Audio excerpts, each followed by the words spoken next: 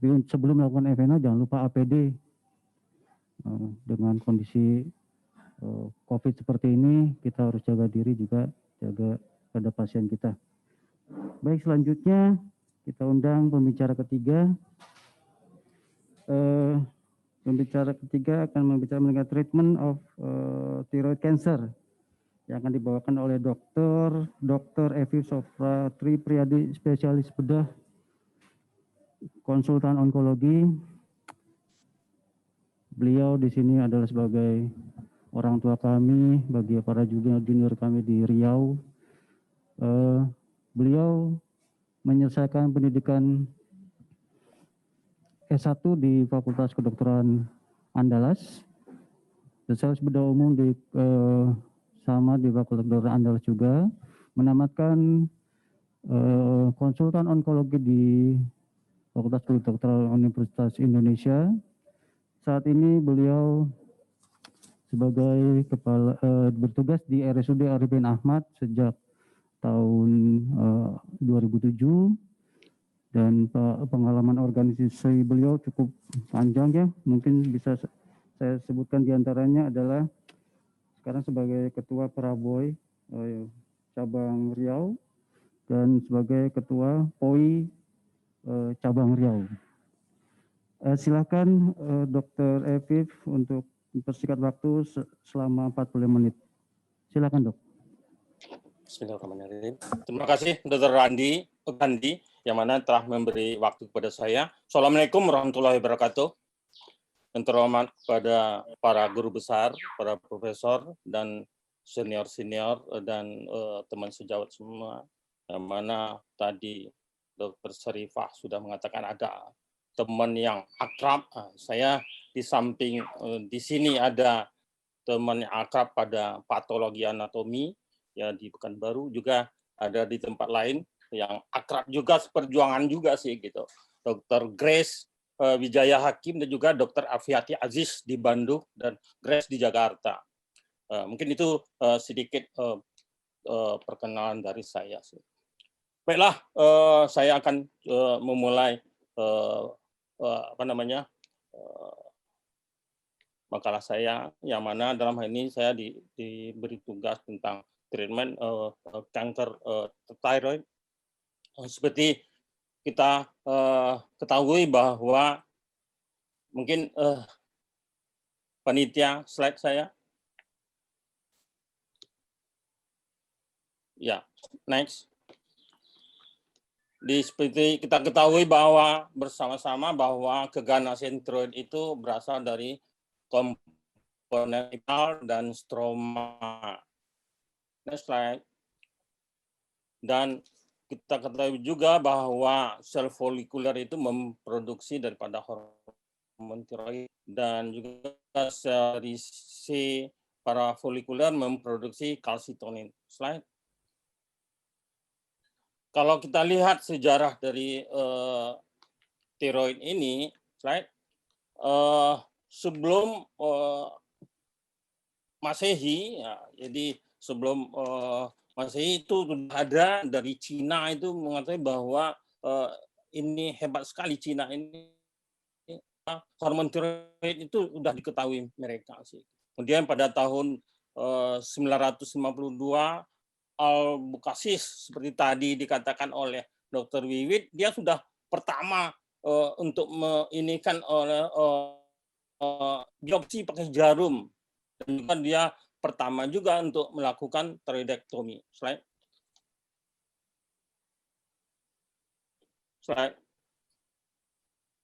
Mungkin sebagai bapak tiroid surgery juga itu si Kocher jadi tahun 1841 sampai 1917 dia sebagai bapak dari pembedahan pada tiroid. Slide. Dan juga dalam hal ini kita lihat slide perkembangan daripada pembedahan ini, kita lihat tahun 1996 sudah dilakukan endoskopi pada pembedahan pada tiroid itu tahun 1996, dan juga tahun 1997 Asher juga melalui cervical approach untuk melakukan pembedahan endoskopi. Kemudian tahun 2007 sudah meningkat lagi kemajuan daripada pembedahan ini pakai robotic surgery melalui Da Vinci Surgical System. Slide. Secara epidemiologi, slide, kalau kita lihat bahwa itu boleh dikatakan nodul tiroid ini melalui USG kita sudah menemukan 19 sampai 39% dengan USG, dan nodul ini biasanya di tiroid ini biasanya lebih banyak pada wanita, dan prevalensi kanker tiroid adalah 4 sampai 6,5% dari nodul tiroid, dan ini bisa itu tunggal dan multiple, dan nodul itu kalau kita lihat slide Globokan itu dilihat bahwa kanker tiroid itu menempati urutan yang 9 dengan insidennya 3,1%. Itu yang dari Globokan. Slide.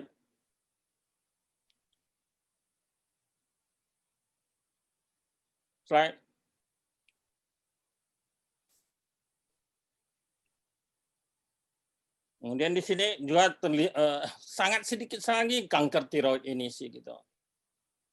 Slide. Kemudian kalau kita lihat di Indonesia, slide.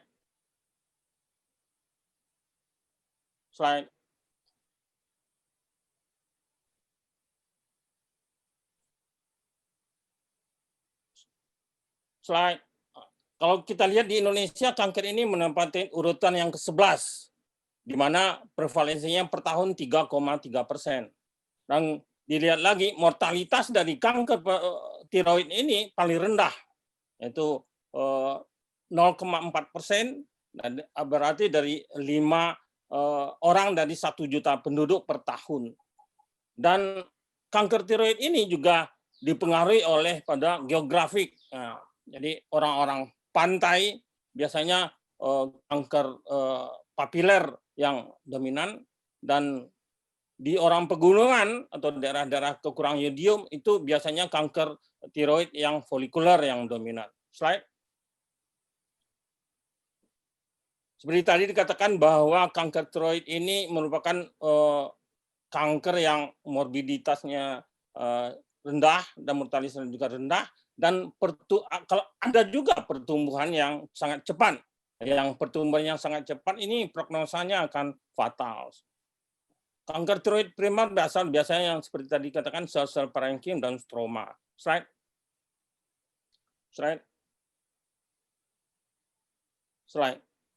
Secara klasifikasi histopatologi kanker tiroid itu ada 4 bagian, ada yang berdiferensiasi baik, yaitu karsinoma papiler dan folikuler, dan karsinoma medular, dan diferensiasi buruk dan tidak diferensiasi, jadi karsinoma anaplastik. Slide.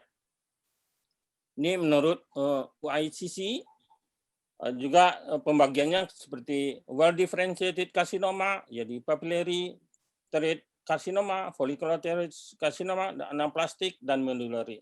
Slide. Dan McKenzie membagi karsinoma tiroid ini papiller, folikuler, medular, dan anaplastik. Faktor-faktor risiko pada kanker payudara ini, slide. Kalau kita lihat, yang pertama usia. Kalau kita temukan ada nodul tiroid pada anak-anak, itu lebih besar kemungkinannya ganas. Dan juga kita lihat orang dewasa itu umur yang di atas, ya, yang tua itu risikonya lebih tinggi keganasannya. Dan kalau kita lihat dari jenis kelamin, laki-laki berisiko lebih tinggi dibandingkan perempuan. Dan ada riwayat keluarga juga ada, yaitu biasanya karsinoma tiroid yang medulare, adanya mutasi dari gen RED. Nah, jadi dalam hal ini karsinoma tiroid ini adanya MEN2, MEN2B itu cenderung untuk karsinoma tiroid yang medulare. Slide. Dan juga ada yang faktor risikonya sindroma genetik, dan juga diet. Nah, kalau kita lihat yang meningkatkan risiko terjadinya kanker daripada tiroid yang mengandung mentega, keju, daging, dan kurang yodium. Dan yang menurunkan risiko terjadinya kanker kanker tiroid adalah buah-buahan yang segar dan sayur-sayuran yang segar. Right? Dan juga faktor risiko pada kanker tiroid ini adalah paparan radiasi, yang mana kalau terjadi pada anak-anak itu sering terjadi pada kanker tiroid yang di mana ada penyakit pada anak-anak itu yang dilakukan radiasi pada penyakit tersebut. Slide. Manifestasi klinis, kalau kita lihat daripada kanker tiroid ini, menegakkan diagnosanya itu di samping pemeriksaan anamnesis dan pemeriksaan fisik juga dibutuhkan oleh pemeriksaan penunjang lainnya seperti USG dan FNAB.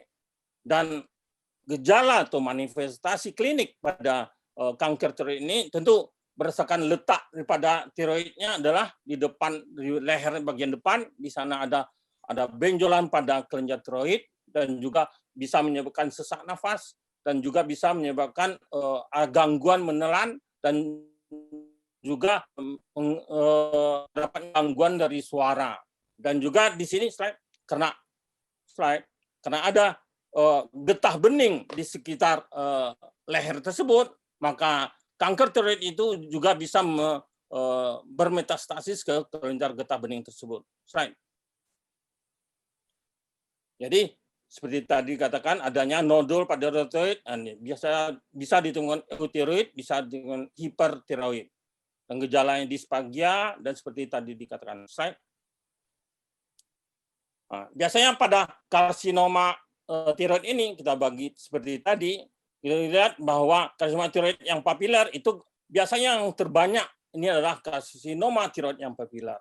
Umumnya tumbuhnya lambat, biasanya di bawah usia yang 40 tahun itu, dan juga diferensial. Dan di sini yang sering adalah terdapatnya multisentris daripada kanker ini, sehingga kita menyarankan pada pasien-pasien yang tiroid yang papiler itu kita lakukan pembedahnya total tiroidektomi. Slide.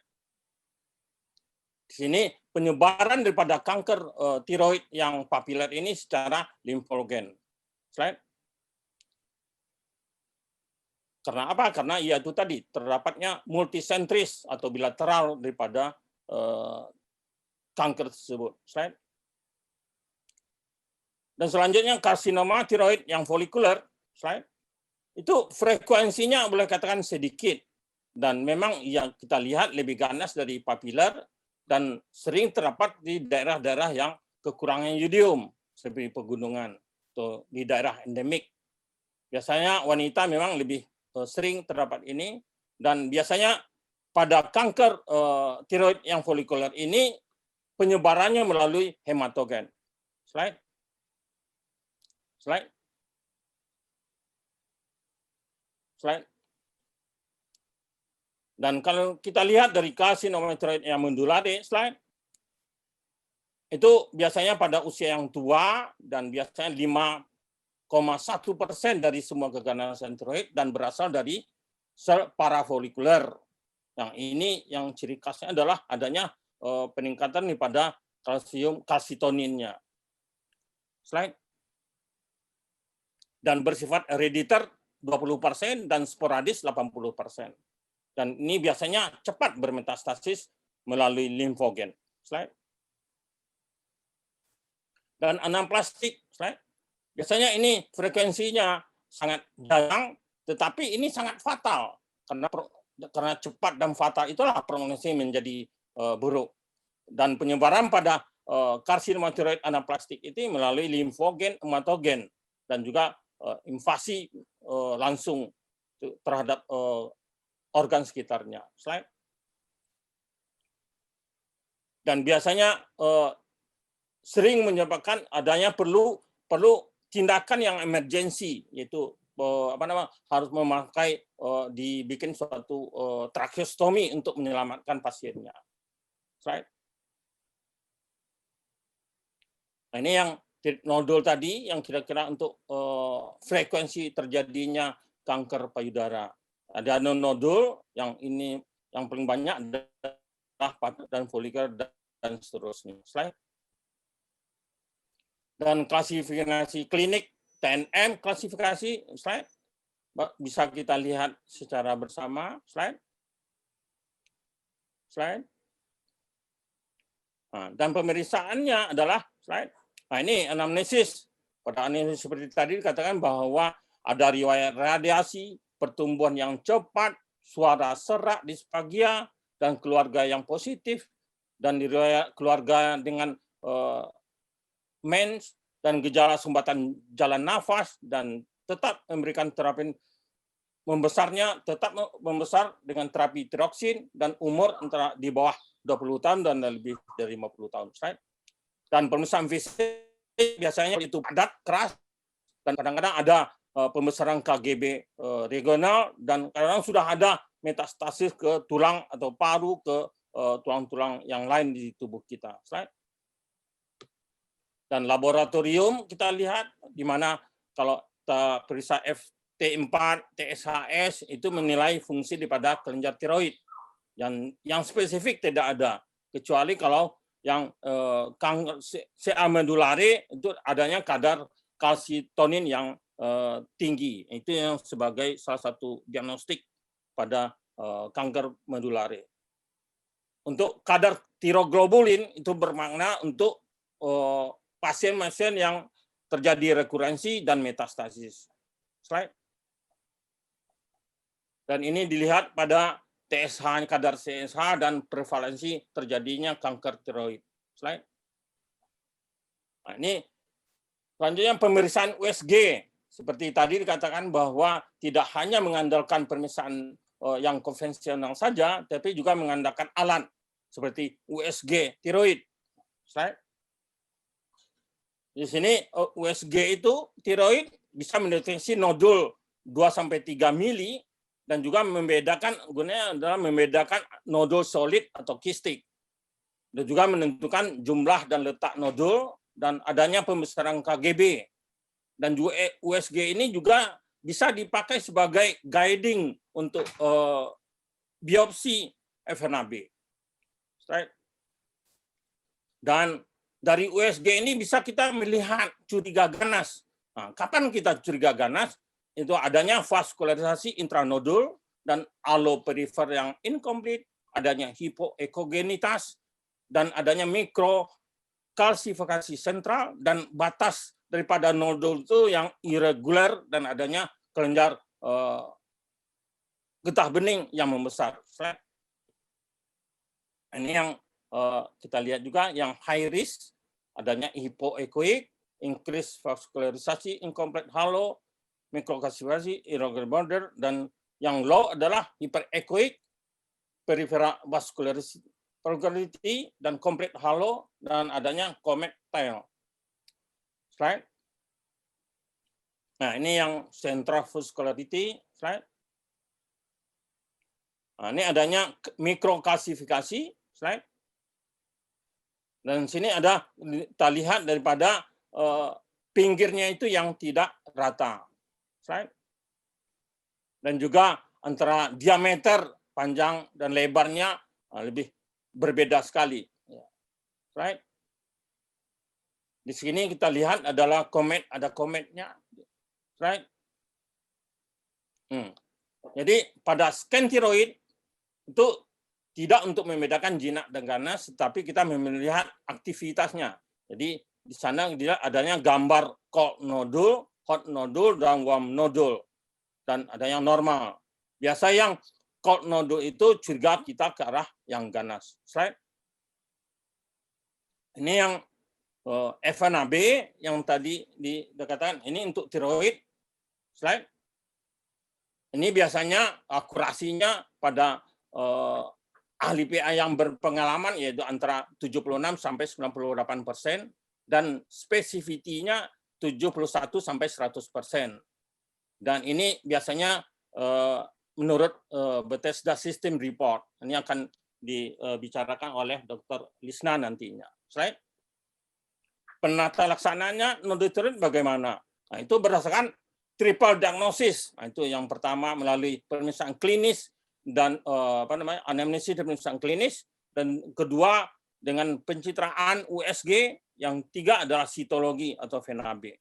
Di sini kita lihat kalau kita adanya alat untuk frozen section, kita curigai adanya suatu keganasan, kemudian kita lakukan operasi dengan ismolobektomi, kemudian kita frozen section. Kalau jinak sudah selesai.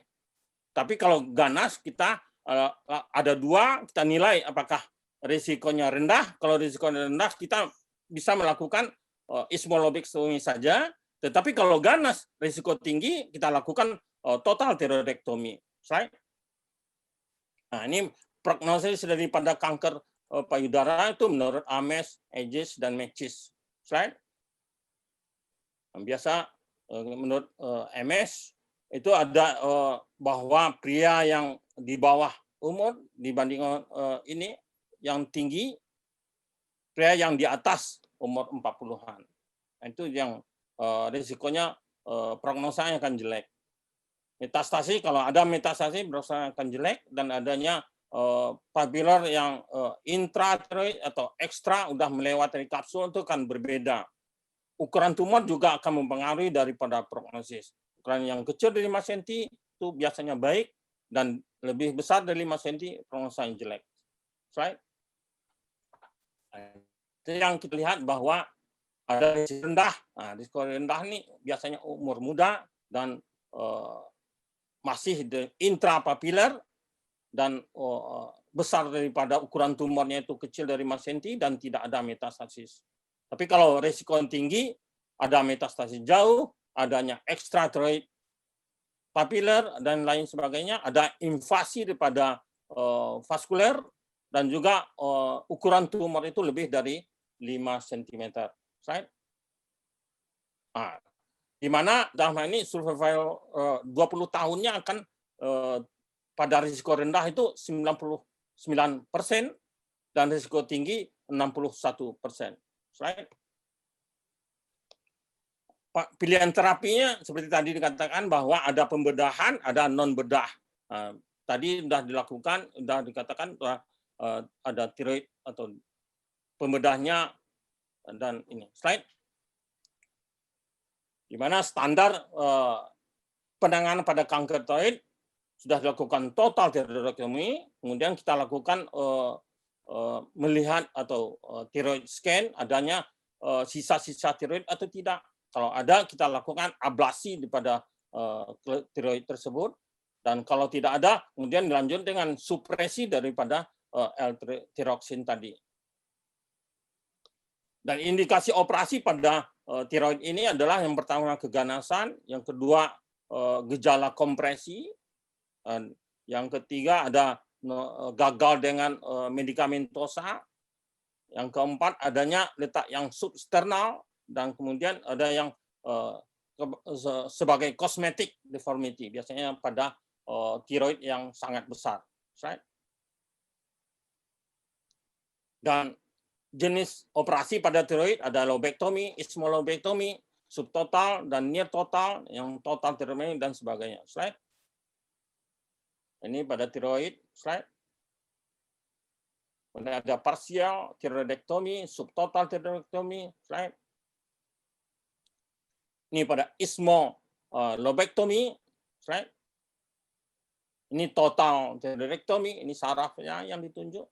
Slide.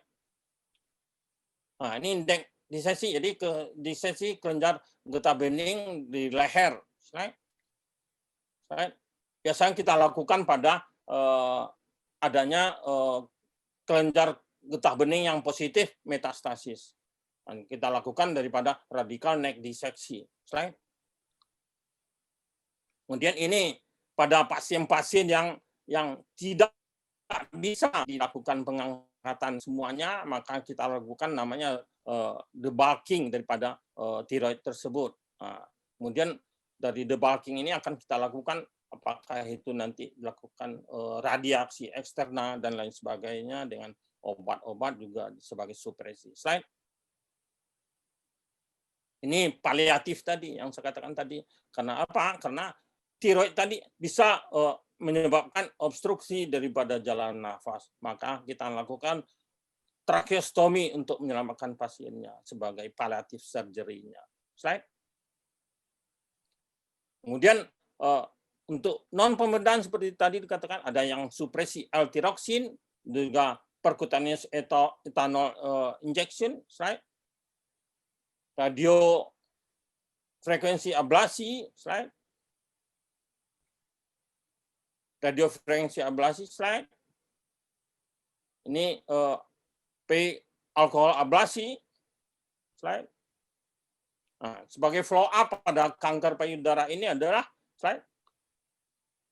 Kita lihat bahwa setelah lakukan operasi, kemudian 1 bulan kita memeriksa kadar pada TSHS-nya, kemudian kita periksa juga TSHS atau tiroglobulin setelah bulan ketiga dan bulan ke-6, dan juga pada resiko tinggi tadi kita melihat sidik tiroid. Kalau residunya tidak ada, kita langsung pemeriksaan labor. Kalau residunya ada, kita langsung ablasi. Kemudian pada pengobatan tadi, baik dengan ablasi atau tidak ada, ini pengobatan supresinya yang kita lakukan pada pasien tersebut. Kalau tidak ada ini, adanya residu, kemudian kita lakukan ablasi. Kemudian 6 bulan kita lihat adanya whole body scan daripada tiroid tadi.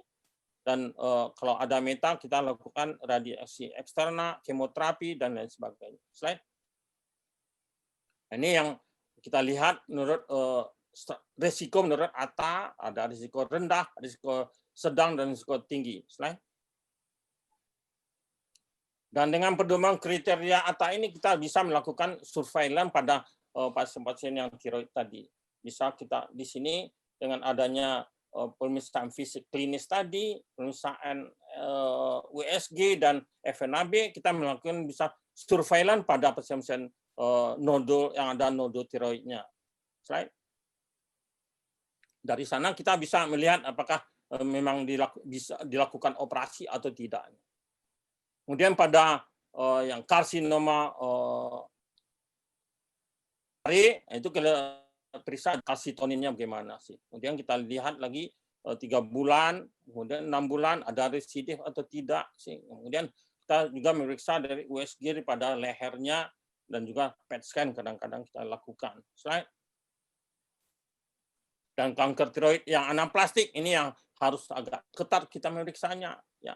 Karena itu langsung kita periksa 1 bulan sampai 3 bulan, kemudian 4 bulan sampai 6 bulan, kemudian kita lihat USG-nya, CT scan leher, torak, MRI, dan PET scan. Slide. Kesimpulan daripada pembicaraan kita pada pagi hari ini adalah pembedahan bukan satu-satunya pilihan pada nodul tiroid, yang mana memang 30% dari keseluruhan kasus. Yang ini bisa kita lakukan pada surveillance pada nodul tiroid itu, sehingga kita bukan langsung kita mengoperasi adanya nodul, tetapi kita bisa mengobservasinya dengan jalan pemeriksaan klinis dan USG dan FNAB daripada kelenjar tiroid. Juga pada yang ganas, kita bisa melakukan surveillance aktif. Biasanya dilakukan pada mikrokarsin kanker tiroid. Jadi inilah, maka ini bisa kita lakukan observasi daripada kelenjar tiroid tersebut yang adanya keganasan, dan juga bisa kita langsungkan dengan follow up, bisa menentukan kapan kita melakukan operasi pada kelenjar tersebut. Slide. Sekian saja, dan banyak maaf, dan akhiri dengan wabillahi taufiq wal hidayah. Assalamualaikum warahmatullahi wabarakatuh. Waalaikumsalam warahmatullahi wabarakatuh. Terima kasih Dr. Evit yang sudah memaparkan penjelasannya yang secara komprehensif dan cukup jelas. Mudah-mudahan kita mendapat ilmu, para patolog mendapat ilmu yang bermanfaat, juga sejauh-jauh lainnya. Diingatkan kembali untuk pertanyaan-pertanyaan para peserta bisa menulis di link chat, dan sudah dibagikan juga link absensi untuk mengisi absensi untuk sertifikat. Baik, selanjutnya pembicara pamungkas terakhir ya. Kami undang Dr. Lisnawati, spesialis patologi anatomi konsultan.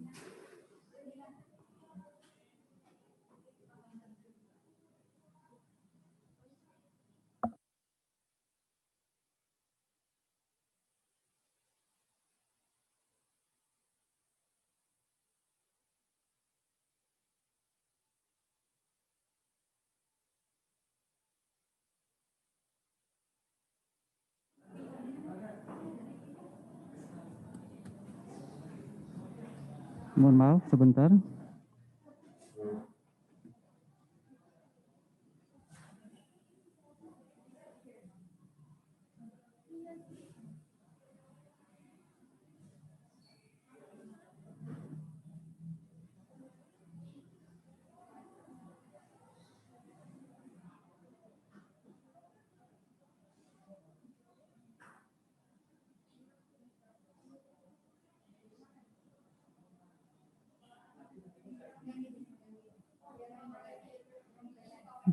Baik, terima kasih. Mohon maaf. Dr. Lisnawati, spesialis patologi anatomi konsultan, menyelesaikan pendidikan S1 di Universitas Indonesia, kemudian spesialis 1 di tempat yang sama, sampai spesialis S2 juga tempat sama, menyelesaikan S3-nya juga di tempat yang sama. Kursus-kursus banyak yang mungkin saya tidak dapat sebutkan satu persatu, dan riwayat organisasi beliau juga sekarang sangat banyak. Saya mungkin panjang, bisa satu harian kalau saya bacakan. Saat ini beliau bertugas di Departemen Patologi Anatomi Fakultas Kedokteran FKUI RCM, dan beliau menjabat sebagai Kepala Departemen sekaligus sebagai Kepala Departemen Patologi Anatomi FKUI RCM. Silakan dokter untuk mempersingkat waktu 45 menit dokter. Terima kasih. Aduh, kok nggak kelihatan ya? Sebentar ya dok. Dokter.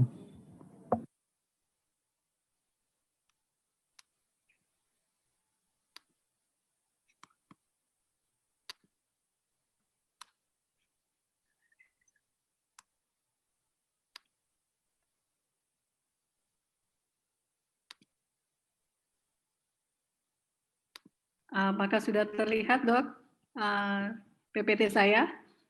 Sudah dokter. Sudah ya? Sudah. Suara saya cukup jelas? Sudah, cukup jelas dokter. Terima kasih. Assalamualaikum warahmatullahi wabarakatuh. Selamat siang.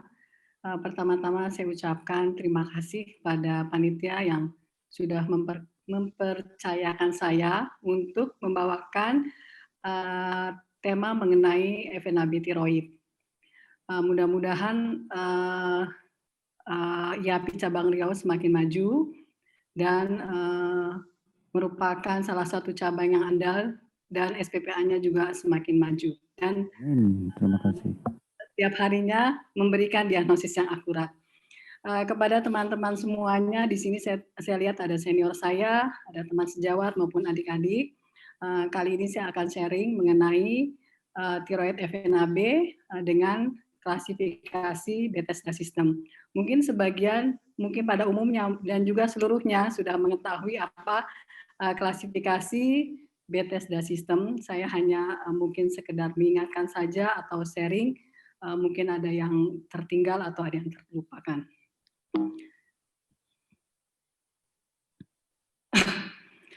Jadi FNAB tiroid itu merupakan step yang penting untuk mengevaluasi adanya nodul di tiroid. Jadi merupakan suatu tindakan atau manajemen yang penting dan direkomendasikan untuk melakukan FNAB pada tiroid, pembesaran tiroid. Jadi kenapa sih FNAB diperlukan? Karena sebetulnya untuk mengurangi operasi tiroid yang memang tidak diperlukan pada lesi yang bersifat jinak. Nah, selain FNAB itu merupakan tindakan yang relatif cukup mudah dilakukan, seperti tadi sudah dikemukakan oleh Dr. Wiwit, presentasinya sangat baik sekali dan sangat informatif, dan juga FNAB ini merupakan tindakan yang cukup aman, tidak membutuhkan ruangan yang cukup besar, dan hasilnya dapat segera kita ketahui. Dan juga memang diterima oleh para endokrinologis maupun dokter bedah, seperti tadi Dr. Evif juga sudah katakan.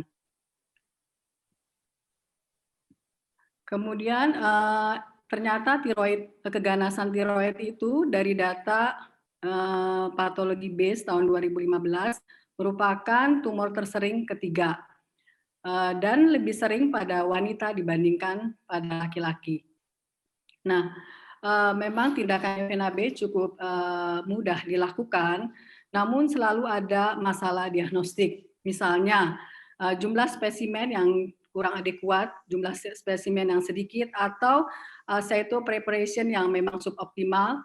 Kemudian adanya gambaran overlapping antara neoplastik maupun non-neoplastik, juga adanya overlapping antara berbagai varian dari neoplasma di tiroid. Juga kadang-kadang kita temukan adanya gambaran koeksisten antara yang non-neoplastik dengan neoplastik proses. Perubahan degeneratif juga dapat menyebabkan gambaran-gambaran yang bisa menyerupai suatu keganasan. Dan yang paling penting juga memang untuk dapat memberikan diagnosis yang akurat, pengalaman juga merupakan salah satu kontribusi. Ini adalah diferensial diagnosis pada aspirasi tiroid. Jadi mungkin dalam keseharian, dalam praktek sehari-hari kita sering kebingungan. Ini apakah non-neoplastik atau neoplastik ya? Misalnya nodular goiter yang kita interpretasikan sebagai neoplasma yang bersifat ganas, atau misalnya kita sering menemukan ini apakah benign atau malignan. Kok sebagian sudah mulai tidak enak, selnya sudah mulai berpikir ke arah ganas. Misalnya adanya gambaran folikular adenoma dengan folikular varian dari papillary karsinoma. Dan juga tipe dari keganasan. Misalnya pada papillary karsinoma versus folikular karsinoma, maupun adanya medullary karsinoma yang kadang-kadang sulit dibedakan dengan Hartle cell karsinoma, anaplastik papillary, ataupun folikular karsinoma. Dan juga kadang-kadang kita juga sulit membedakan apakah primer ataupun metastasis. Tentunya hal ini kita butuhkan juga keterangan klinik dan radiologi yang memang menunjang untuk diagnosis kita. Nah, ini adalah sistem Bethesda pelaporan dari FNAB tiroid. Ini adalah yang relatif terbaru tahun edisi kedua. Jadi edisi kedua tetap ada 6 kriteria diagnostik, yaitu non-diagnostik atau unsatisfactory. Di sini mencakup cis-fluid only, kemudian virtually acellular specimen, maupun keadaan yang misalnya banyak darah, adanya clotting artifak atau drying artifak. Yang kedua adalah benign. Benign ini bisa merupakan adenomatoid nodule, koloid nodule, maupun keadaan tiroiditis seperti tiroiditis Hashimoto maupun tiroiditis granulomatosa. Yang ketiga adalah atypia atau follicular lesion of undetermined significance, AUS atau FLUS. Yang keempat adalah follicular neoplasm or suspicious for follicular neoplasm. Yang kelima adalah suspicious for malignancy, yang keenam adalah malignan. Tentunya masing-masing diagnosis ini disertai oleh ciri-ciri dari masing-masing jenis tumor tersebut. Nah, mengapa sih perlu Bethesda system? Jadi Bethesda System itu adalah suatu klasifikasi yang memang penting kita ketahui. Karena kalau kita mengetahui Bethesda System untuk FNAP tiroid, dimanapun diagnosis kita berada, itu akan dipahami oleh seluruh dokter spesialis PA maupun oleh klinisi. Ya, jadi di dalam Bethesda System itu mencakup kategori diagnosis, resiko keganasan, dan usulan dari manajemen yang biasa dilakukan. Untuk non-diagnostik atau unsatisfactory, kita bisa memilih salah satu nama, ya, mau non-diagnostik ataupun unsatisfactory, tergantung lab yang biasa kita gunakan. Jadi misalnya kalau seperti saya lebih memilih sebagai non-diagnostik. Jadi itu saya pakai terus untuk kasus-kasus yang memang nanti sesuai dengan kriteria non-diagnostik. Kriteria non-diagnostik ini mempunyai resiko keganasan 5-10, di mana manajemen yang diusulkan adalah mengulang FNAB dengan guidance USG. Kemudian untuk benign, resiko keganasannya adalah 0-3. Di sini terlihat benign ini lebih rendah resiko keganasannya dibandingkan dengan non-diagnostik. Untuk manajemennya adalah clinically follow up. Nah, yang dikotakin merah ini adalah lesi indeterminate, ya. Jadi di situ termasuk AUS, atypia of undetermined significant, kemudian flus, follicular lesion of undetermined significant, ada juga follicular neoplasm or suspicious for follicular neoplasm, suspicious for malignancy. Nah, ini adalah lesi-lesi yang memang lesi peralihan, ya. Jadi pada umumnya untuk atypia ataupun dengan flus biasanya kita lakukan pengulangan FNAB kalau memang lab kita mempunyai pemeriksaan molekuler yang canggih, bisa dilakukan molecular testing. Namun sepertinya saya rasa untuk seluruh lab di Indonesia kita belum punya molecular testing yang dimaksud untuk hal tersebut. Kemudian begitu juga dengan follicular neoplasm atau suspicious untuk follicular neoplasm, anjurannya adalah lobectomy atau molecular testing. Untuk suspicious for malignancy, resiko keganasannya 50-75%, dengan sarannya adalah near total thyroidectomy atau lobectomy. Begitu juga dengan malignan, yang memang resiko keganasannya sudah lebih tinggi, yaitu 97-99%. Dengan adanya diagnosis yang berubah, yaitu suatu NIFTP, non-invasive follicular thyroid neoplasm with biliary like nuclear feature, menyebabkan resiko malignansi sistem Bethesda ini berubah, ya. Jadi kalau untuk non-diagnostik atau unsatisfactory tidak ada perubahan yang nyata, begitu juga dengan benign. Tapi untuk atypia berubah menjadi 6-18%, berubah, jadi berubahnya lebih rendah. Begitu juga dengan follicular neoplasm atau suspicious menjadi 10-40%, suspicious for malignancy 45-60%, dan malignan 94-96%. Mungkin kita ketahui bersama bahwa diagnosis NIFTP ini tidak bisa berdasarkan pemeriksaan sitologi. Jadi diagnosis NIFTP ini hanya bisa dilakukan berdasarkan pemeriksaan histopatologi. Nah, ini adalah kriteria adekuasi yang saya rasa seluruh peserta untuk dokter SPPA sudah mengetahui semuanya. Jadi ditemukan minimal 6 grup epitel folikel, di mana epitel folikel itu terwarnai dengan baik, tidak distorted, dan bisa dilihat dengan jelas. Kemudian paling tidak ada 10 sel per grup.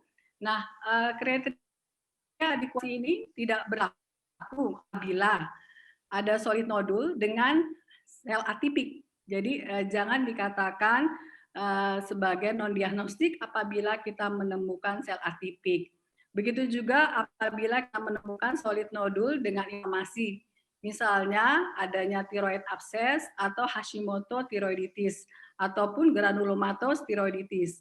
Jadi jangan diinterpretasikan sebagai non-diagnostik. Jadi apabila pada tiroiditis granulomatosa kita hanya menemukan sel-sel epitelit saja dengan sel datia, namun kita tidak jumpai sel epitel folikel, nah itu tetap suatu spesimen yang dapat dinilai. Begitu juga dengan koloid nodul, spesimen yang terdiri atas koloid yang biasanya banyak dan tebal. Ini adalah suatu keadaan jinak dan satisfactory dan memadai untuk dinilai. Kita masuk kriteria pertama, yaitu non-diagnostik atau unsatisfactory. Resiko keganasan dari suatu diagnosis yang kita katakan sebagai non-diagnostik adalah 5-10%, di mana kita hanya menemukan sedikit sel epitel folikel, jadi kurang dari 6 grup.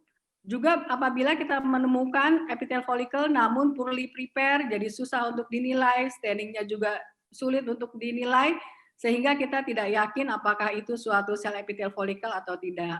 Dan juga apabila kita hanya menemukan kista, yaitu kita menemukan sel-sel makrofa atau sel hemosidrofa. Jadi sasaran atau target dari suatu FNAB tiroid adalah sebetulnya daerah yang padat.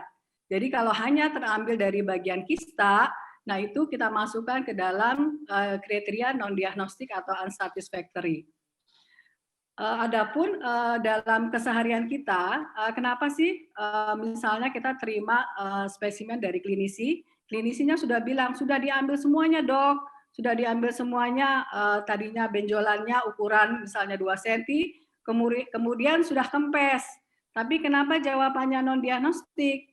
Jadi untuk kriteria non-diagnostik itu, selain memang kita melihat kualitas dan kuantitas sel epitel folikel dan juga koloid komponen dipengaruhi juga oleh nature dari lesia tersebut. Jadi apakah lesi tersebut solid atau kistik.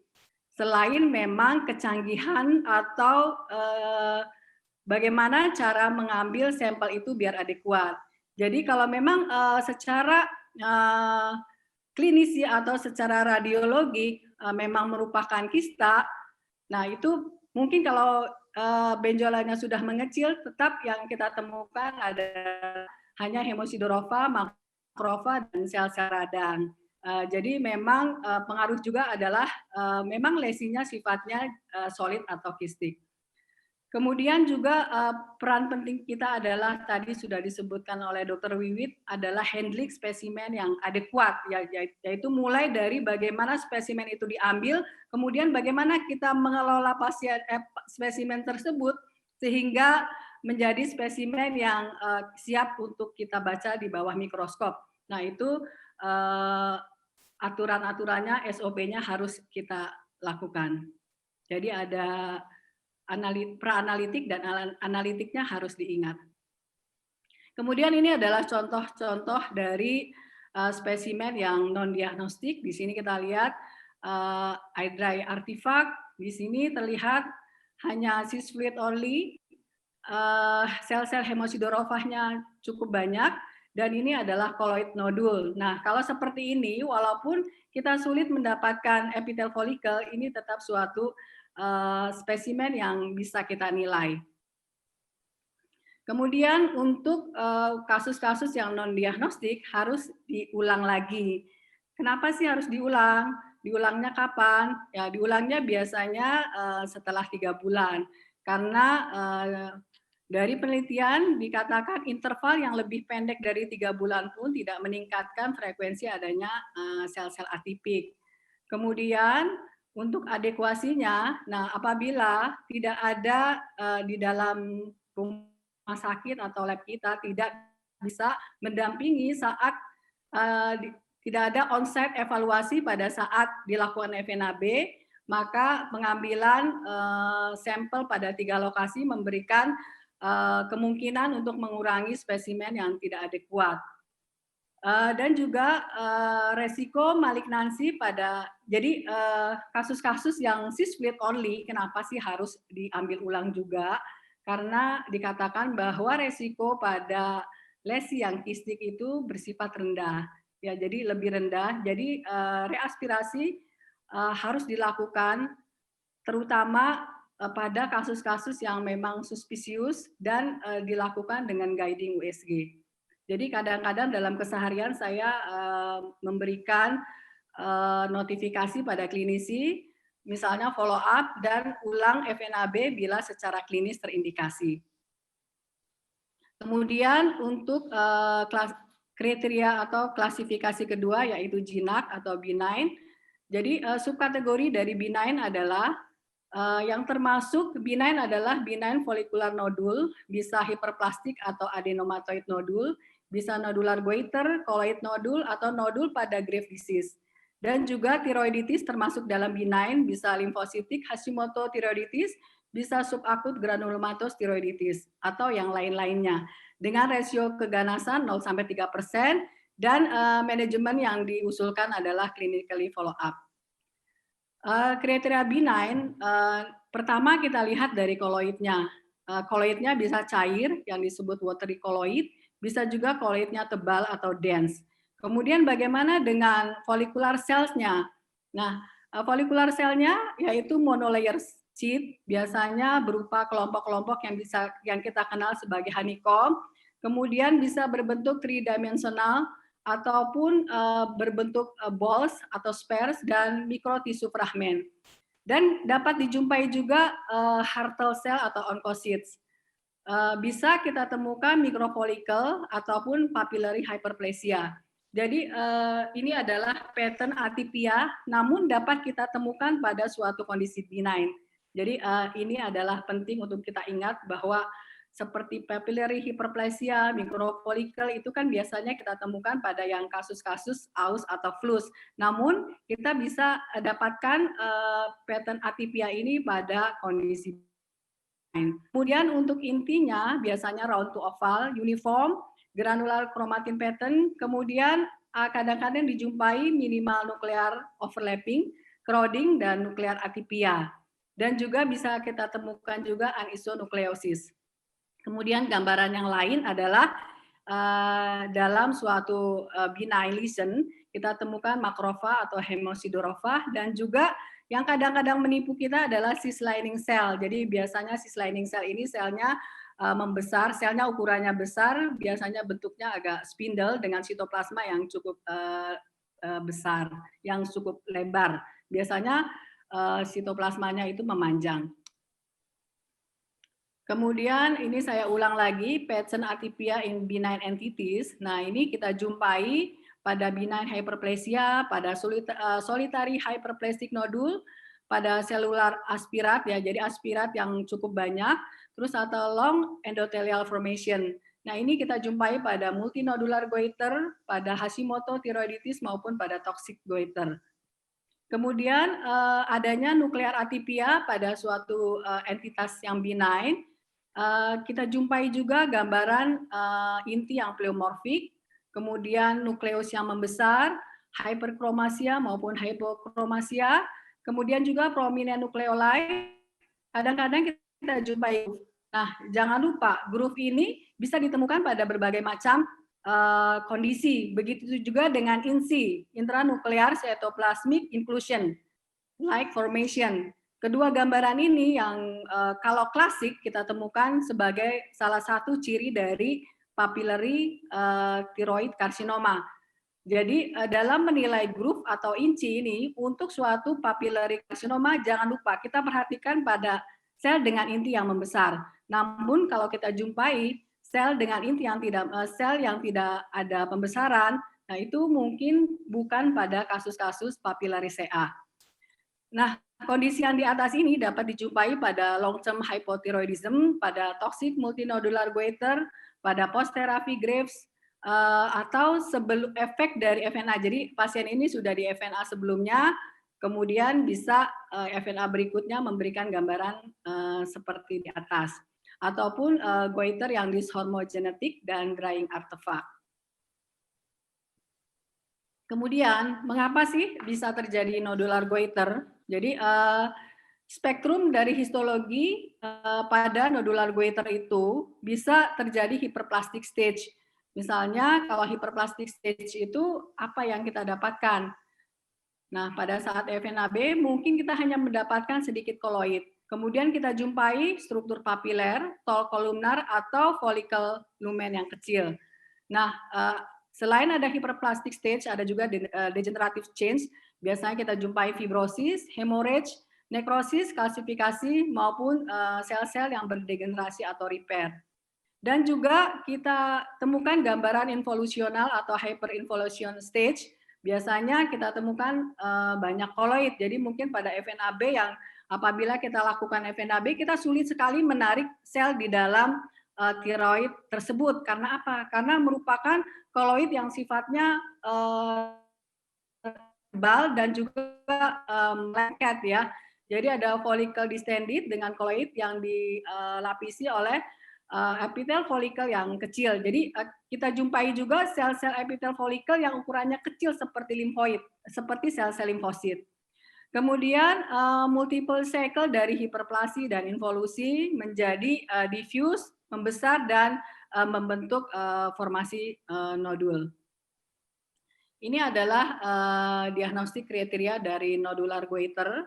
Jadi pada umumnya sel-sel epitel folikel ini tersusun monolayer dalam bentuk honeycomb. Jadi relatif sama jarak antara satu inti ke inti yang lain. Kemudian purely cohesive cluster. Jadi dan juga kita temukan single cell. Dan juga biasanya kita temukan koloid baik yang tebal maupun tipis.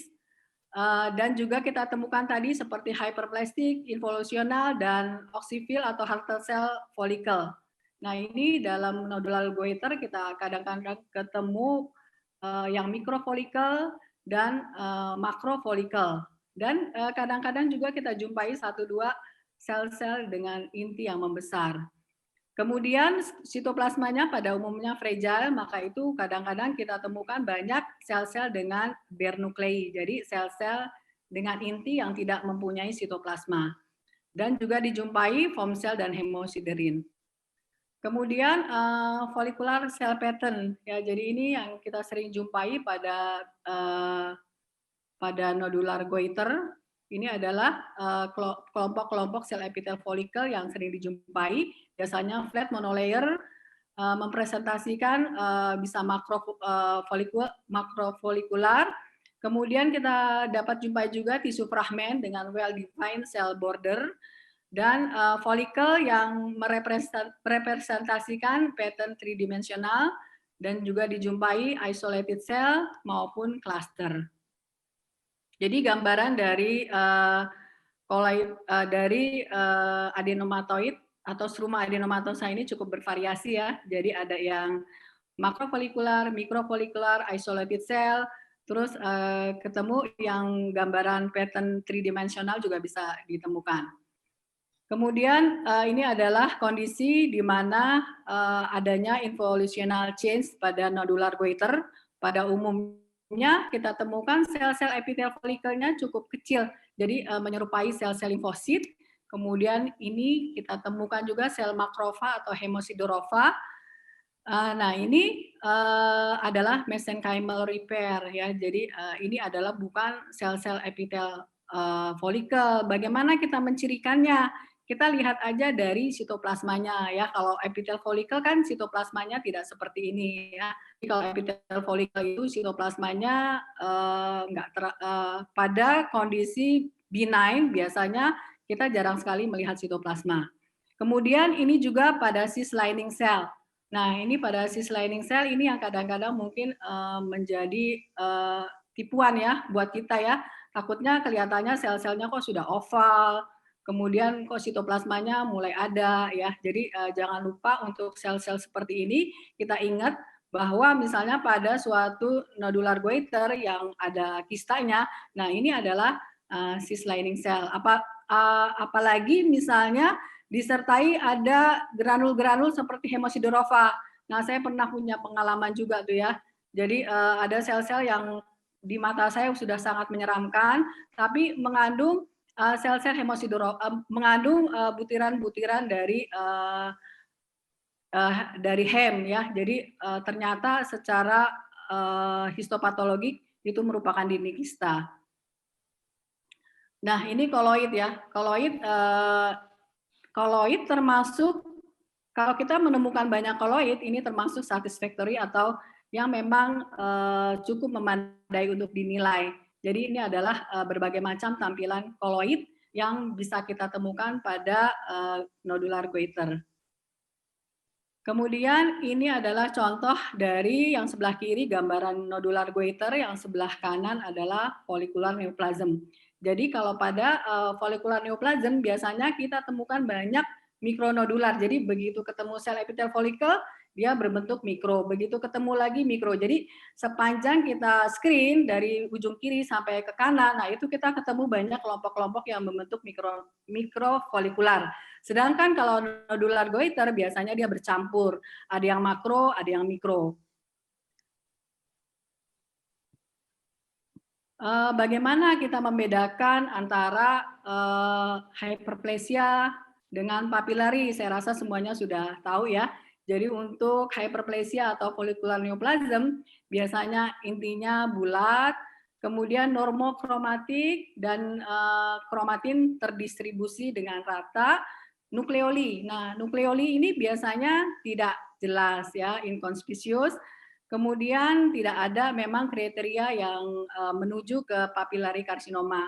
Ya, alhamdulillah untuk papillary karsinoma kriteria intinya cukup jelas ya, jadi tidak membingungkan kita semuanya ya. Jadi apabila kita menemukan dalam sediaan FNAB kita misalnya inti yang mulai lonjong-lonjong ya, atau inti membesar, hypokromasia ya. Jadi memang bedanya tiroid antara tiroid dengan organ lainnya. Kalau organ lainnya menuju yang ganas lebih hiperkromatik, sedangkan untuk tiroid itu hypokromatik ya, khususnya untuk yang papillary CA. Jadi hypokromasia dan powdery chromatin. Kemudian kita menemukan adanya nukleoli bisa eksentrik ya, kemudian bisa juga eksentrik dan small, tapi bisa juga kita menemukan adanya makronukleoli. Kemudian kita temukan intranuklear inclusion dan nuclear groove. Cuma di sini memang mohon maaf nuclear groove-nya tidak terlalu jelas mungkin ini ya. Jadi ada nuclear groove. Ini juga sebetulnya intinya ini hypokromatik ya, kita bisa lihat ini powdery chromatin. Beda dengan yang di sebelah kiri atas ya, di sini kromatinnya lebih hiperkromatik. Kemudian ini adalah dalam menilai suatu kecurigaan. Jadi dalam menilai suatu FNAB dari tiroid, pertama koloid ya. Koloid memang adanya koloid itu bukan suatu requirement yang absolut untuk mendiagnosis suatu nodular goiter ya. Jadi memang disebutkan di depan juga bahwa yang menjadi faktor adalah jumlah sel epitel folikel. Namun cellularity juga bukan kriteria untuk diagnosis neoplasma. Artinya kalau kita menemukan FNAB dengan selularitas yang banyak sekali ya, yang banyak sekali belum tentu itu suatu neoplasma gitu ya. Jadi bisa juga suatu struma adenomatosa. Kemudian adanya intranuklear cytoplasmic inclusion atau INCI. Nah ini juga ternyata ditemukan pada banyak kondisi, walaupun memang kalau pada papillary thyroid carcinoma biasanya besar dan mencapai lebih dari 50% dari area inti. Jadi nanti kita bisa lihat perbedaannya. Nah, untuk kasus binaan yang lain, yaitu contohnya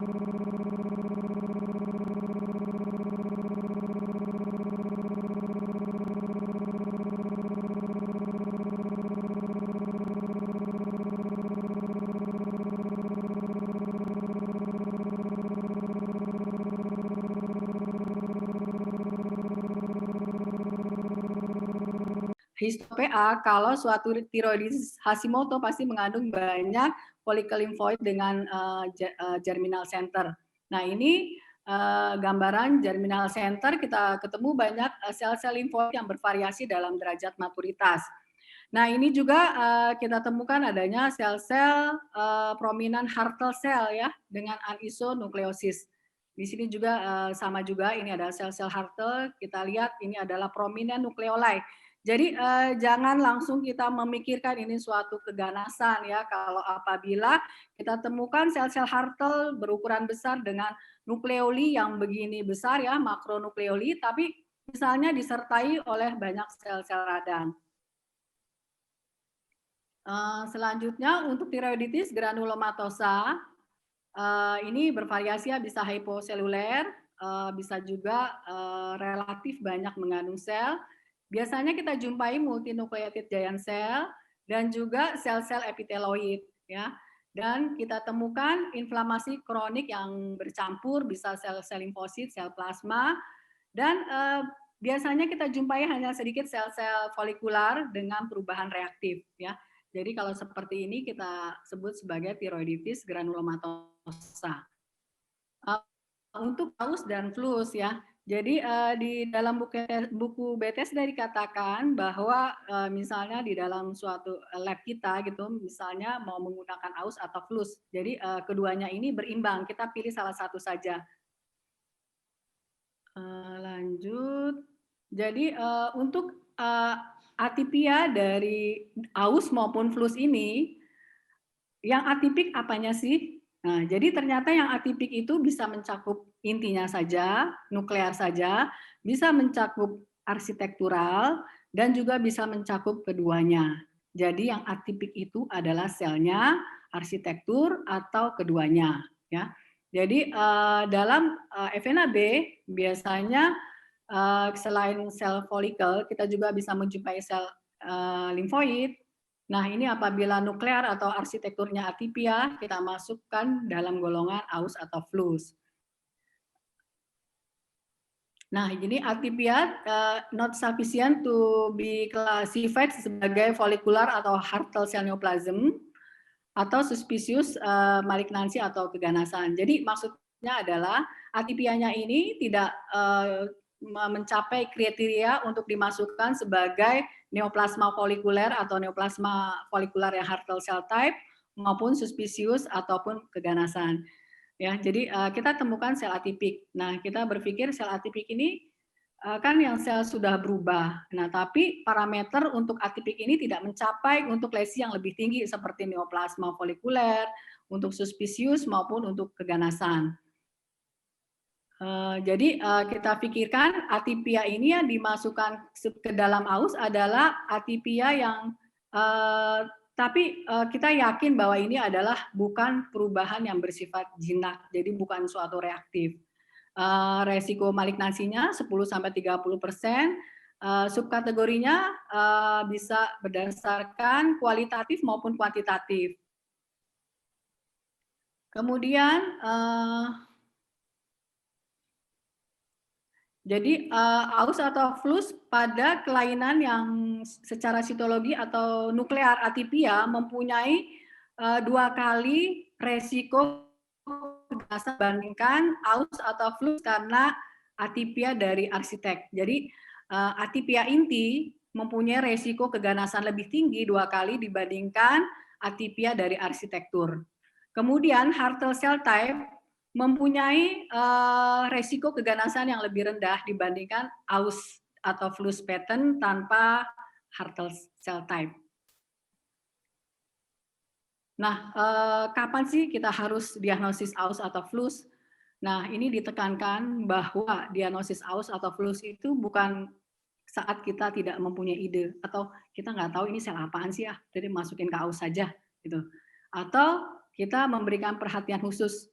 Tapi lebih merupakan memang kita memang memasukkan sel ini dalam kriteria aus. Jadi I'm sensing gitu ya, bukan karena kita nggak punya ide, kita nggak tahu, ataupun saya harus memberikan perhatian khusus pada misalnya kita melakukan FNAB-nya, kemudian kita lihat selnya. Jadi lebih ke memang berdasarkan apa yang kita lihat. Nah, faktor-faktor yang menyebabkan aus bisa juga sih karena ada medikasi, ada tiroiditis, atau keterangan sebelumnya bahwa pasien ini sudah mendapatkan radiasi.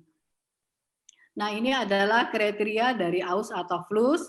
Jadi untuk sitologi atipia, kita bisa menemukan adanya vokal sitologik atipia, bisa ekstensif, tetapi sitologi atipianya ringan, mild atipia.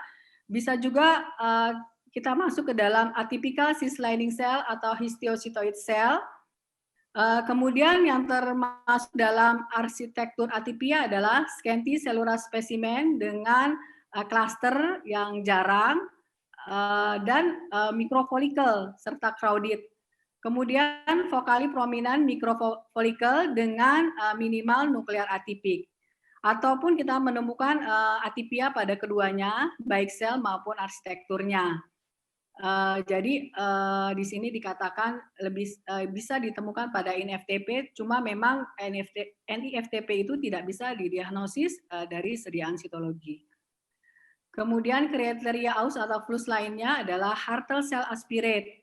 Jadi kalau kita menemukan sel-sel adanya sel-sel Hartle juga dengan minimal koloid, juga kita temukan moed atau selular sampel yang terdiri atas sel-sel Hartle. Dan juga dapat tergolong di sini adalah atipia NOS. Jadi kita menemukan minor population dari sel epithel follicle yang memperlihatkan inti yang membesar, kemudian disertai prominent nucleoli, atau juga kita menemukan samoma calcification, namun tidak kita temukan gambaran inti papiler. Jadi kalau memang kita temukan gambaran inti papiler, ya sudah langsung ke suspicious ataupun malignansi. Namun apabila kita ketemu samoma calcification tanpa kita melihat adanya perubahan inti dari sel-sel epithel follicle, dapat kita masukkan ke dalam aus atau flus. Dan atipia ini juga tidak hanya dari sel epithel follicle saja, tapi kita bisa masukkan adalah atipikal sel-sel limfoid. Ya. Namun memang yang kita yakin bahwa ini adalah bukan suatu limfoma. Ini adalah contoh sitologi atipia. Jadi gambar ini memperlihatkan sel-sel epithel follicle yang menunjukkan inti yang membesar, mild enlargement ya. Ini limfosit nih. Nah ini memang kita lihat ada sedikit anisonukleosis, kemudian juga mengandung hemosiderin pigment. Jadi ini katanya untuk follow up-nya ini adalah suatu keganasan ya. Jadi memang harus hati-hati juga ya. Saya pernah punya pengalaman sel-sel yang seperti ini, namun mempunyai hemosiderin pigment. Saya pikir sudah ke arah ganas, tapi pas histo-PA-nya adalah jinak. Nah ini juga ada hemosidorinnya. Ini dimasukkan aus, ternyata follow up-nya adalah ganas. Jadi memang kita harus hati-hati. Kemudian ini adalah memperlihatkan bahwa sel ini mempunyai sitoplasma yang cukup banyak ya, abundant cytoplasm dengan enlarged nuclei dan prominent nucleoli ya. Ini satu sel ini memperlihatkan intranuclear shadow inclusion yang cukup jelas ya. Namun tidak disertai gambaran lainnya yang cukup meyakinkan, sehingga ini dimasukkan ke dalam cytologi atipia pada kasus aus. Nah ini yang disebut sebagai histositoid. Nah ini juga hati-hati ya. Gambaran ini bisa ditemukan juga pada papillary carcinoma ya. Namun kita harus bisa meyakinkan ini memang benar sel-sel histiosit atau sel-sel epithel follicle yang berubah. Sebetulnya adalah sel tumor. Maaf, 5 menit lagi, Dok. Oh, masih panjang. Ini adalah arsitektural atipia ya. Ini juga, nah ini Hartle cell, ini adalah atipia yang NOS. Kemudian ini adalah binan papillary hyperplasia. Walaupun bentukan papiler di sini, tapi kita tidak melihat adanya stalk dan inti-intinya semuanya berukuran kecil. Nah, ini manajemen dari aus atau flus biasanya adalah ulang sitologi, biasanya kita anjurkan 3 bulan, bisa dilakukan molecular testing, nanti sesuai dengan adanya gambaran klinik yang memang mengarah, kan pasti mereka follow up ya, mereka follow up nanti apabila terindikasi secara klinis. Kemudian kita masuk ke dalam follicular neoplasm atau suspicious follicular neoplasm dengan resiko keganasannya 25-40%. Usual manajemennya adalah molecular testing dan surgical lobectomy. Nah, ini biasanya kita temukan adalah gambaran predominannya adalah berupa mikrofolikel, bisa meningkatkan kemungkinan dari follicular karsinoma. Namun secara sitologi tidak bisa membedakan follicular adenoma dengan follicular karsinoma. Jadi jangan sampai ada dokter PA yang menjawab adalah follicular adenoma atau follicular karsinoma pada sediaan FNAB. Tapi kita jawablah dengan neoplasma folikuler. Kemudian ini adalah kondisi-kondisi yang kita bisa temukan pada follicular lesion atau follicular proliferation. Bisa nodular goiter, bisa follicular adenoma, follicular variant of papillary carcinoma, bisa juga follicular carcinoma dan NEFTP. Kemudian ini adalah kriteria dari follicular neoplasma, yaitu biasanya sampel itu moderate selular. Yang penting adalah predominan dari mikrofolikel dan selnya crowded. Koloidnya bisa sedikit atau tidak ada. Pada kasus jarang ditemukan atipia yang sifatnya ringan. Biasanya nuklear size-nya meningkat, nuklear konturnya irregular, kromatinnya bisa seperti clearing pada PTC, namun tidak dijumpai true papilla maupun gambaran intranuklear vakul yang sebagai intranuklear vakul yang jelas seperti PTC. Apa yang disebut mikrofolikel? Ya, mikrofolikel adalah folikel yang crowded, kemudian flat group, biasanya kurang dari 15 epithel follicle, kemudian arrange berbentuk circle paling enggak 2/3 komplit. Kemudian mikrofolikel itu relatif uniform dan bisa juga tersusun seperti trabecula overlapping cell. Nah, ini bisa ditemukan gambaran seperti ini. Kemudian ini adalah follicular neoplasm, bisa tadi yang sudah saya sebutkan dengan diagnosis kriteria juga tadi sudah disebutkan, kita ketemu banyak mikrofolikel. Jadi di mana-mana kita ketemu gambaran epithel follicle itu berbentuk mikrofolikel. Nah, ini diferensial diagnosis. Jadi kalau kita ketemu microfollicular pattern, ini adalah dua-dua gambaran ini menunjukkan microfollicular pattern. Nah, ini bisa ditemukan pada kondisi yang neoplasma maupun neoplasma. Jadi jangan lupa ya. Jadi ada nodular goiter, ada proliferating follicular nodule dari chronic lymphocytic thyroiditis maupun neoplasma baik yang bersifat jinak maupun ganas. Nah, ini adalah gambaran kriteria kategori sitologik ya. Jadi untuk jadi koloid nodul ini bisa ditemukan pada koloid nodul maupun folikular adenoma yang makro, folikular neoplasma bisa ditemukan pada folikular adenoma yang mikro, folikular karsinoma maupun karsinoma papiler varian folikular. Sedangkan gambaran morfologinya makin ke arah ganas, makin seluler, makin ke arah ganas, mikrofolikular strukturnya lebih banyak, dan penurunan jumlah koloid, increasing dari nuclear size dan nuclear group atau inclusion lebih sering dijumpai pada keganasan. Nah, ini adalah gambaran follicular neoplasm Hartle cell dengan suspicious dari follicular neoplasm Hartle cell dengan resiko keganasan 10-40%.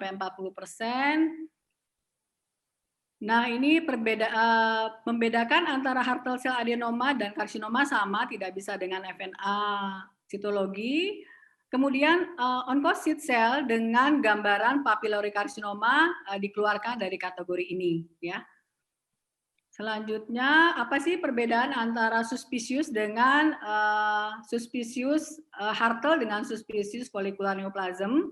Memang secara morfologi gambarannya berbeda sehingga secara diagnostik juga berbeda. Kemudian data menyebutkan bahwa secara genetik merupakan neoplasma yang berbeda. Jadi contohnya pada rearrangement dari PAX8 PPAR gamma lebih sering terlihat 26 sampai 53% ditemukan pada follicular karsinoma dibandingkan pada Hartle cell karsinoma. Juga pada beberapa laboratorium lebih disukai menjawab sebagai suspicious dibandingkan follicular neoplasm Hartle cell type karena sebagian besar merupakan setelah dibuktikan secara histo-PA merupakan suatu hyperplastic proliferation pada nodular goiter thyroiditis dibanding suatu neoplasma. Nah, ini diagnostik kriteria dari folikular yang Hartle cell, moderate to high cellular, kemudian banyak ditemukan Hartle cell, bisa berupa sinsitial, kelompok sinsitial maupun isolated cell, kemudian sitoplasmanya banyak ya, dan selnya dengan inti membesar bisa sentral maupun eksentrik ya, ini sentral maupun eksentrik dan dijumpai prominent nucleolus. Nah, ini adalah diferensial diagnosis dari suatu Hartle cell lesion, bisa non-neoplastik, bisa kita temukan pada Hashimoto thyroiditis, adenomatous goiter, post-radiasi maupun grave disease, sedangkan neoplastik bisa ditemukan pada Hartle cell adenoma atau karsinoma dan papillary karsinoma pada oncocytic varian. Nah, ini gambaran Hartle cell, jangan lupa ya, kalau kita ketemu Hartle cell, bisa Hashimoto, bisa adenomatous goiter, papillary, Hartle cell karsinoma maupun adenoma. Selanjutnya ini adalah kesulitan diagnostik ya. Kesulitan diagnostik biasanya merupakan tiga masalah yang sering dijumpai adalah spesimen yang hiposeluler sehingga dari sel yang ada kita tidak bisa memasukkan ke dalam kriteria minimal suatu diagnosis. Kemudian Hartle cell proliferation sering dijumpai pada kasus-kasus tiroiditis limfositik atau Hashimoto, dan kadang-kadang sulit dibedakan dengan karsinoma papiler, medulari karsinoma atau paratiroid tumor. Untuk yang SFM, nah secara sitomorfologik gambarannya baik secara kuantitas maupun kualitas tidak cocok dimasukkan ke dalam keganasan. Nah, outcome malignasinya 50-75% dengan anjurannya adalah subtotal tiroidektomi atau lobektomi. Nah, untuk suspicious for malignansi sangat heterogen ya, karena memang kita kenal dia secara histo-PA diagnosisnya bervariasi. Kemudian spesimen yang suspicious dari folikular atau Hartle cell jadi di-exclude dari kategori ini. Jadi suspicious for malignancy ini tidak berlaku untuk sel-sel suatu neoplasma folikuler maupun neoplasma folikuler yang Hartle cell type. Kemudian ini adalah sistem Bethesda. Dalam sistem Bethesda dikatakan ada suspicious for papillary thyroid, ada medullary thyroid, ada metastatic cancer maupun malignant thyroid lymphoma. Ini adalah contoh gambar. Ini FNA suspicious CA thyroid yang papiler, histo-PA-nya juga ditemukan juga merupakan suatu karsinoma papiler. Ini kita bisa lihat intinya sudah tidak bulat, inti lonjong. Ya. Kemudian ini mohon maaf panahnya kurang pas ya. Ini kita lihat ada nuclear groove, inti lonjong ya. Kemudian ini juga nukleusnya dengan inti membesar, hypokromatik. Ini kita lihat cantik nuclear groove. background-nya tidak ada koloid. Dan ini adalah gambaran yang kita kenal sebagai histiocytoid-like cluster ya. Jadi ini juga hati-hati ya. Seperti ini bisa ditemukan pada CA tiroid juga yang papiler. Kemudian keganasan pada tiroid bisa bermacam-macam, ada papilari, ada medulari karsinoma, purlidif, anaplastik, maligna limfoma maupun metastasis. Nah, untuk papilari karsinoma saya pikir ini paling banyak kita jumpai. Jadi ciri-cirinya pun saya rasa sudah melekat erat di pikiran kita, bisa ketemu dalam bentuk papiler atau pseudopapiler tanpa adanya stok.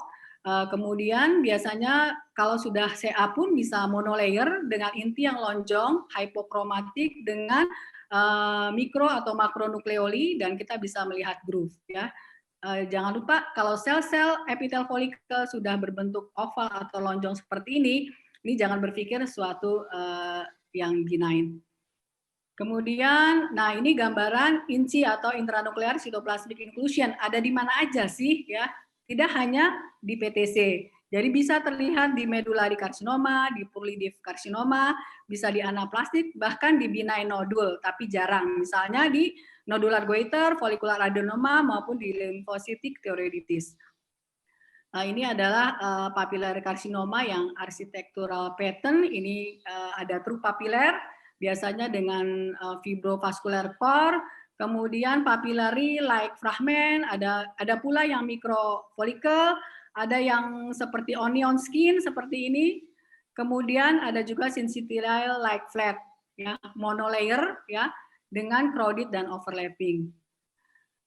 Ini ada kriteria minor dari papillary karsinoma, jadi bisa bervariasi selulernya, kemudian ada squamoid atau histiocyte-like, bisa metaplastik epithelial cell, kemudian koloidnya biasanya menjadi sedikit atau seperti bubble gum, chewing gum ya, dan kita ketemu samoma bodies, makrofag dan debris serta multinucleated giant cell dan limfosit. Nah, ini minor kriteria kita ketemu samoma, tapi kalau samoma saja tidak cukup, harus ketemu inti yang memang jelas-jelas suatu inti papiler. Kemudian bubble gum koloid, ini multinucleated giant cell, ini histiocyte-like, squamoid-like, dan Hartle cell. Ini gambaran ini bisa dijumpai pada papillary CA.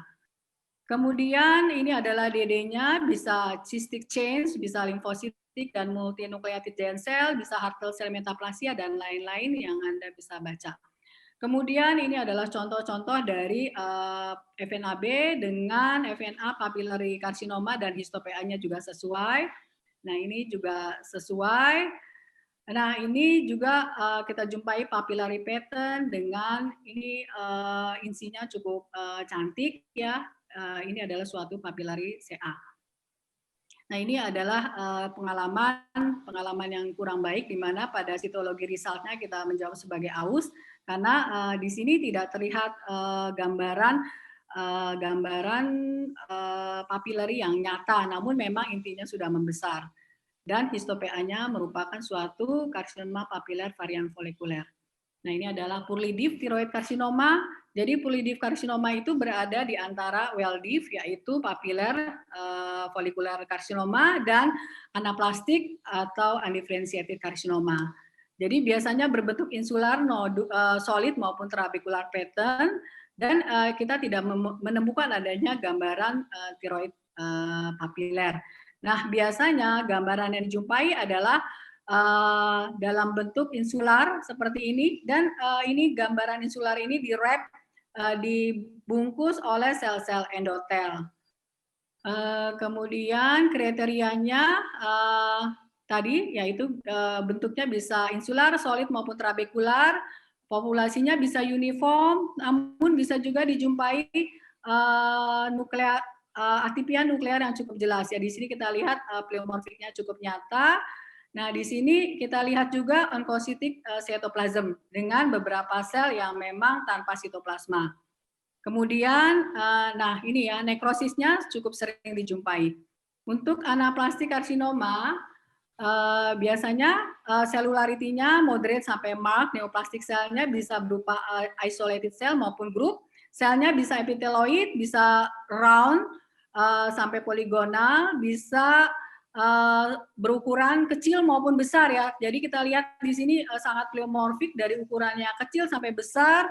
Kemudian sitoplasma juga cukup banyak ya. Dan juga di sini ada spindle-like ya, jadi seperti sel-sel mesenkimal ya. Ini adalah anaplastik karsinoma dan ini adalah medullary karsinoma. Jadi MTC adalah malignan neuroendokrin yang berasal dari si sel ya. Ada beberapa macam tampilannya. Di sini kita bisa melihat amiloid yang bisa kita buktikan dengan pemeriksaan kalsitonin. Nah, ini ada spindle shape dengan cytoplasma processus ya. Jadi sitoplasmanya ada prosesusnya. Kemudian ini kita lihat nuclear pseudo inclusion yang cantik ya, yang menyerupai pada PTC, padahal ini adalah suatu medullary karsinoma. Dan juga kita temukan gambaran plasmacytoid shape seperti ini, dan juga syncytial cluster. Jadi gambarannya cukup bervariasi. Ini adalah kasus yang belum lama kami jumpai di sini. Kita menyebutkan ini sebagai malignan dan kita berpikir ini suatu medullary karsinoma karena ditemukan banyak sel-sel yang individual plasmacytoid seperti ini dan juga sel-sel dalam bentuk syncytial cluster dengan kecurigaan ini adalah suatu amyloid.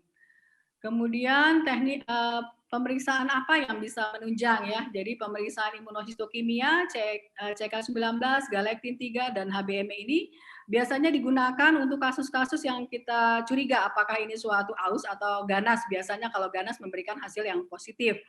Untuk kalsitonin ini khusus untuk kasus-kasus medullary karsinoma. Untuk tiroglobulin dan TTF1 biasanya bermanfaat apabila kita ragu-ragu pada suatu lesi meta atau lesi yang ada bisa double primer untuk memastikan apakah ini berasal dari tiroid atau dari tempat lainnya. Namun untuk TTF1 jangan lupa TTF1 bisa positif pada tiroid maupun pada paru. Dan ini adalah molecular examination biasanya untuk terapi. Jadi biasanya dilakukan adalah BRAF mutation dan lain-lain. Terima kasih atas perhatiannya. Mungkin ini lebih dari waktu yang ditentukan. Ini adalah gambaran dari epitel follicle. Saya pikir ini seperti penari Bali ya. Jadi saya katakan dancer cell. Terima kasih atas perhatiannya. Assalamualaikum warahmatullahi wabarakatuh. Waalaikumsalam warahmatullahi wabarakatuh. Terima kasih Dr. Lisna atas pemaparannya yang komprehensif, detail, jelas, dan mudah-mudahan nggak bikin mumet ya dok.